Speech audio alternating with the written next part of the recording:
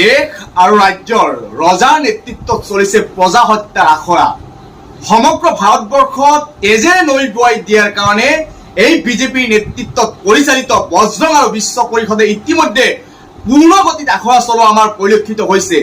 আপোনালোকে জানে যে মণিপুৰত ইমান দিন ধৰি এক হিংসা জৰ্জৰ পৰিৱেশ সৃষ্টি হৈছে, কিন্তু ভাৰত চৰকাৰে কোনো ধৰণৰ পদক্ষেপ নোলোৱাৰ কাৰণে ইতিমধ্যে মানুহৰ মৃত্যুৰ সংখ্যা দিনক দিনে বৃদ্ধি পাবলৈ আৰম্ভ কৰিছে। হাৰিয়ানাত আজি এই বজৰং দল আৰু বিশ্ব হিন্দু পৰিষদৰ সমদলত আজি এক উত্তেজনাময় পৰিৱেশ সৃষ্টি হৈ ইমামৰ পৰা আৰম্ভ কৰি 5জন লোকৰ ইতিমধ্যে মৃত্যুবৰণ কৰিছে আৰু অসমত চলিছে মুকলিকৈ অস্ত্ৰ পৰীক্ষণৰ শিবিৰ। ৰাজপথত এই বজৰং দলে মাৰণ অস্ত্ৰ লৈ তেওঁলোকে সমদল উলিয়াইছে।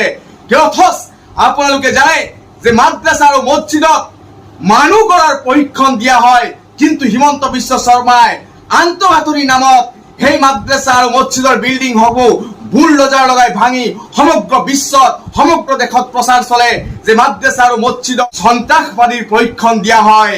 এক ভুৱা প্ৰচাৰ কৰি ভাৰতবৰ্ষক বা অসমক বিশ্বৰ বুকুত লজ্জিত কৰিছে। অথচ হিমন্ত বিশ্ব শৰ্মাৰ চকুত নপৰে।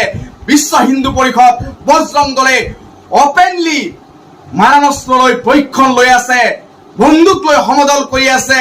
হে হিমন্ত বিশ্ব শৰ্মা, হে প্ৰধানমন্ত্ৰী ডাঙৰীয়া, আপোনালোকৰ চকুত এইবোৰ কেতিয়া পৰিব? আমাৰ ৰাইজৰ দলৰ তৰফৰ পৰা প্ৰশ্ন উত্থাপন কৰিছো আপোনালোকলৈ।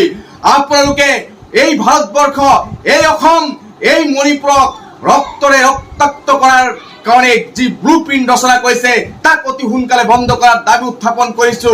কাৰণ আপোনালোকে একমাত্ৰ ৰাজনৈতিক মুনাফা লুটাৰ কাৰণে, ৰাজনৈতিকভাৱে আপোনালোকে গাদী দখল কৰি ৰখাৰ স্বাৰ্থত সমগ্ৰ ভাৰতবৰ্ষত আপোনালোকে যি সাম্প্ৰদায়িক সংঘৰ্ষ লগোৱাৰ চেষ্টা চলাই আছে, এই চেষ্টা আপোনালোকে, এই ব্যৰ্থ চেষ্টা আপোনালোকে বন্ধ কৰাৰ দাবী উত্থাপন কৰিছো।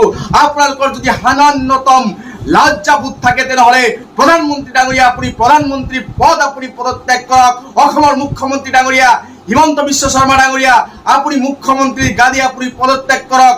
কাৰণ সংবিধান বহিৰ্ভূতভাৱে এই বন্দুকৰ প্ৰশিক্ষণ দিয়া, এই প্ৰশিক্ষণ কাৰ বিৰুদ্ধে দিয়া হৈছে হে কিন্তু অসম তথা দেশবাসীয়ে জানে। একাংশ সংখ্যালঘু জনতাক টাৰ্গেট কৰি ভয় ভাবুকি দেখুৱাৰ অৰ্থত সংবিধান বহিৰ্ভূতভাৱে সাধাৰণ জনতাৰ হাতত আপোনালোকৰ নেতৃত্বত বন্দুক তুলি দিয়া হৈছে। এই বন্দুক কাৰ পিনে গতি কৰিব, এই বন্দুকৰ গুলি কাৰ পিনে নিক্ষেপ কৰিব হে কিন্তু সাধাৰণ জনতাই স্পষ্টভাৱে বুজি পাইছে। গতিকে এই ভয়ংকৰ যি সাম্প্ৰদায়িক সংঘৰ্ষ লগোৱাৰ চৰকাৰী পৃষ্ঠপোষকতাত চলিছে, ইয়াক বন্ধ কৰাৰ দাবী উত্থাপন কৰিছো।